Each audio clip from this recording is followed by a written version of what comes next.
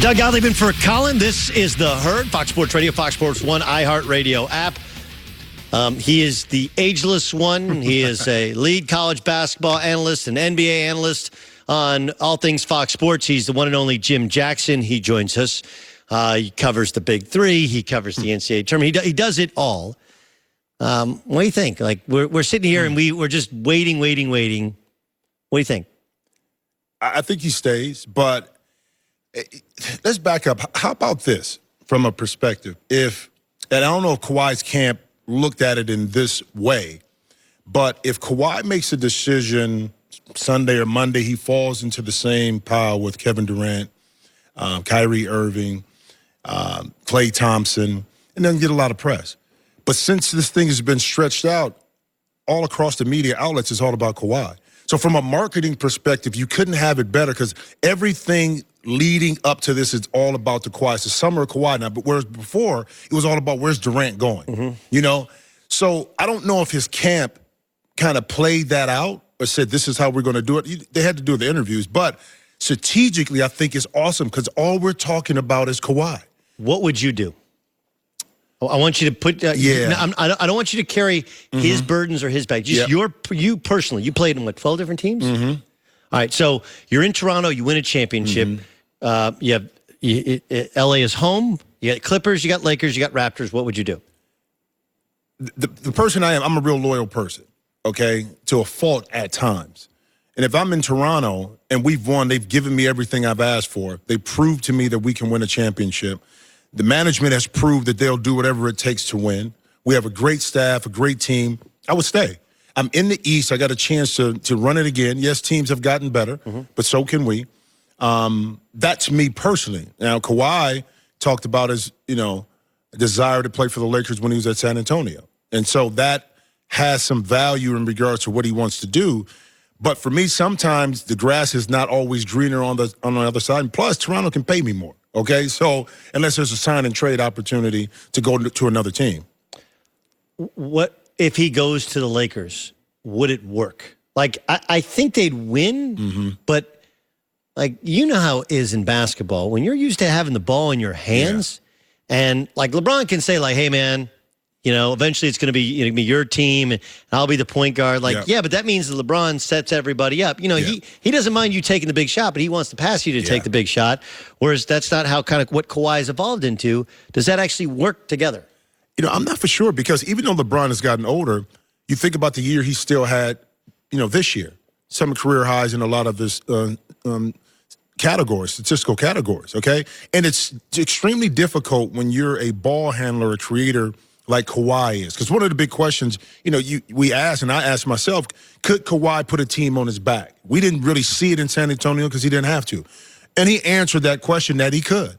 So now you're talking about taking that away to some degree if you go to the Lakers. Because LeBron is effective with the ball in his hand at the end of the day. Okay? That's the difference. And I don't know, I'm not saying it couldn't work. The three would have to figure things out because Anthony Davis has to have a ball. Would you get the same Kawhi Leonard that we saw in Toronto? I don't think we would. I think we'll see it in spurts. Yeah. I also kind of worry Anthony Davis stands to lose the most, right? Because Anthony Davis runs the risk of becoming Chris Bosh, stand in the corner, we'll come to you when we need you. Doesn't he? I think he's a little bit more dynamic. Oh, I think he's a lot more dynamic. I think he's a better player than Chris Bosh. Yes, he is. And keep in mind, Chris was a 2010 guy in Toronto. No question. I mean, getting buckets and getting numbers. Right, but he was also the best player on a bad team, whereas Anthony Davis, and look, you cover the NBA for Turner, so you know way better than I do. But I operate on he's an MVP candidate. No, he is. Top 5 player in the game, which Bosh was never really in that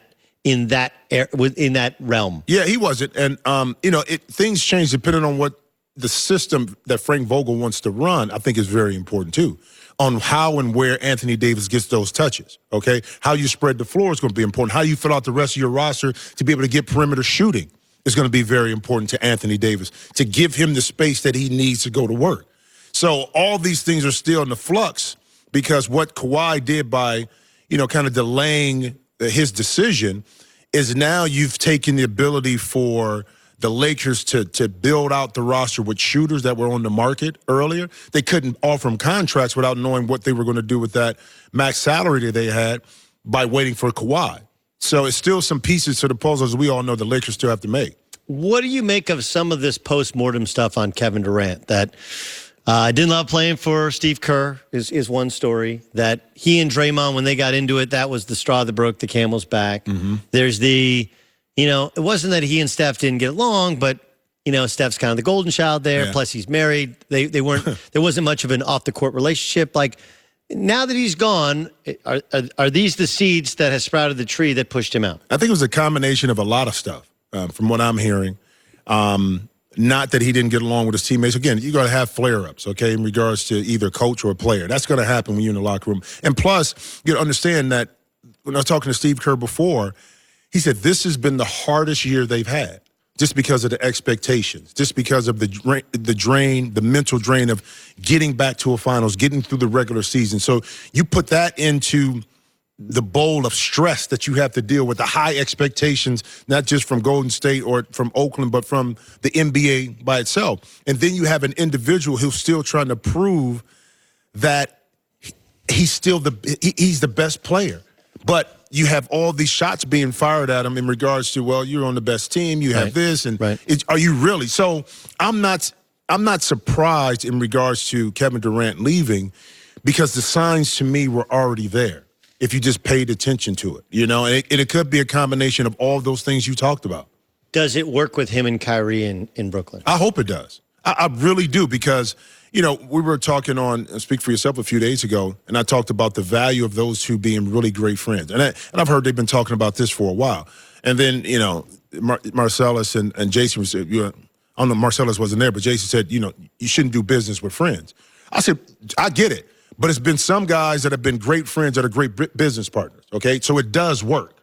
And I think those two, hopefully, when Kevin Durant gets back and those young guys, with the Nets continue to improve, that they can have a lethal combination and they can get along. Now, it has to be a lot of growing up and growth in Kyrie. Correct. And I think that, to me, is the key. Yeah, and I think KD has to grow up as well. And maybe this year helps him, absorb some of the culture. Mm-hmm. You see the game differently. I do think it's funny when people say you shouldn't do business with friends. Then people say you shouldn't do business with family. Right. On the other hand, you want to do business with people you trust. And all right, so you're going to do business with somebody you don't know at all? Exactly. But sometimes knowing someone too intimately, it's held against you at times. Right. And I get it. Yes. But the respect level, like I did business with friends, and it worked out perfectly. I did business with perfect strangers that I trusted, and it didn't. Yes. So it just depends on the individual, and hopefully the culture within the Nets system with Kenny Atkinson and also with Sean Marks, who I played with in Miami, that system molds these players, but more importantly, it holds them accountable. It's an interesting part you point about the culture. And look, I've been crushing Kyrie a little bit because the culture of Boston was really good. Yep. And then it was not good. The chemistry was not good this year. And I don't think he should have all the blame. No. I think, Jason Tatum got gassed up by people in the media telling him he was better than he was. Jaylen Brown. I think Jaylen Brown, Terry Rozier, thinks he's the dude because he played pretty well in some home playoff games. But I do think that he's a big, on the other hand, just because you didn't fit into one culture doesn't mean if you're a bright guy, and we would all agree Kyrie is a bright guy, you can't learn from your own mistakes, It's part of growth. Nobody's perfect. And Kyrie thought maybe that he learned something from his tenure in Cleveland that he could take to Boston. It was a little bit different, especially. Now, what happens if Kyrie doesn't get hurt and he plays, okay? When Terry Rozier kind of took off and Jason Tatum had it. What happens if Gordon Hayward doesn't break his leg in half the first 2 minutes of his career? A lot of that fed into the culture of the locker room. Yep. Okay? And Kyrie, being the elder statesman, probably caught a lot of that, hearing, okay, well, do we really need Kyrie? Okay, is he really integral? Yeah, you need Kyrie. He's a closer. But you got to look at all of those factors on why. And then, to boot, this was a stress test for Brad Stevens. The first time he really had to deal with the ego part of the NBA and how to manage that, which is extremely difficult. It's probably the point that's made the least you just made the best way possible, which is I consider Brad a friend and know other guys in the organization. And I do think one of the things missing on that bench, they just hired 3 assistants, is a guy who has been a player who can't, they used to have Walter McCarty, who's now the head coach at Evansville. Yeah. But a guy who has been through this, who can be a go-between between Brad, who is brilliant, okay, and just he shows up to work to do work every day, and a guy who can, what he means is, what you need to do is somebody who's been there, the Sam Cassell types. I think Jason Kidd can be integral for I think everybody thinks that Jason Kidd's just going to stab Frank Vogel in the back, which may actually happen. But while he's stabbing in the back, I think it's a big part of, he's been a superstar and a head coach in the NBA twice over. Who better to relate what Frank Vogel wants and what LeBron wants to each other as kind of the go-between? Well, the challenge you always have with young players, and this is what you love, is the bravado, the ego. You have to have ego to be great. Okay? Now, if it gets out of hand, now it hurts the locker room. But Brad Stevens came from Butler. So the guys he, as you know, recruited were 3 or 4-star guys. They grew over 4 years. The ego was out the door. They had a little bit of ego, but he was able to manage those young men because they grew and they understood that they had to outperform, outplay, outwork because we weren't as talented. Okay? So we had to do things collectively as a team. You kind of had that first year, with Brad there. Okay? That same kind of attitude. But then once the egos got involved, Brad couldn't navigate through that, pull back a little bit, demand certain things because he was just learning himself. Okay? So it was a learning year, I think, for all of that. And it played into why I think Kyrie pushed back a lot. Now, that doesn't make it right because you're the older guy. You should be able to navigate and get through that and walk these young guys and have them understand the importance of keeping it together. But it was a hodgepodge of a lot of things going on in Boston that caused, I think, Kyrie not to be the leader he wanted to be. Let's circle back. I started by asking you where he should go.